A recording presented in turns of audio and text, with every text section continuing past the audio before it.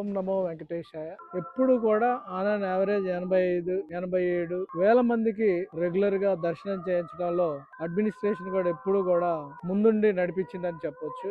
But ఈ రోజు చూస్తే శనివారం ఇంతకు ముందు ఎప్పుడు జరగని విధంగా దాదాపు 1.5 లక్ష మంది పైన దర్శనానికి వచ్చారు. విజిలెన్స్, పోలీస్ కానీ అందరూ కూడా కోఆర్డినేట్ చేస్తూ భక్తులకి ఎప్పటికప్పుడే గైడెన్స్ ఇస్తూ సమాచారం ఇస్తూ వాళ్ళందరూ కూడా సేఫ్టీకి అత్యధిక ప్రాధాన్యత ఇస్తూ వాళ్ళని గైడ్ చేస్తూ క్యూ లైన్ లో తీసుకుంటూ ఎక్కడా కూడా ఇబ్బంది లేకుండా ఆఫీసర్స్ వర్క్ చేయటం జరుగుతూ ఉంది. అలానే రేపు కూడా సండే, సో జనాలు రేపు కూడా భక్తులు ఎక్కువగా వచ్చే అవకాశం కూడా ఉంది కాబట్టి మండే మనం పూర్తి స్థాయిలో సిచ్యువేషన్ అండర్ కంట్రోల్ చేయడానికి మనం పూర్తి స్థాయిలో బ్రేక్ క్యాన్సిల్ చేయడం జరిగింది. అలానే మనం రెగ్యులర్ గా కరెంట్ బుకింగ్ లో ఇచ్చే శ్రీవాణి టికెట్స్ కూడా క్యాన్సిల్ చేయడం జరిగింది. కేవలం 200 మాత్రము ఎయిర్పోర్ట్ లో ఉండే మాత్రమే కంటిన్యూ అవుద్ది. వీటన్నిటి వలన ఎంత టైం సేవ్ చేస్తామో ఆ టయాన్ని కామన్ భక్తులకి ఉపయోగించి కామన్ భక్తులకి ఫాస్ట్ గా దర్శనం చేయడానికి చేసే ప్రయత్నం కూడా. అలానే మన వెనక దాదాపు 1 లక్ష మంది పైన వెయిట్ చేస్తున్నారండి భక్తులు దర్శనానికి వచ్చే వాళ్ళు.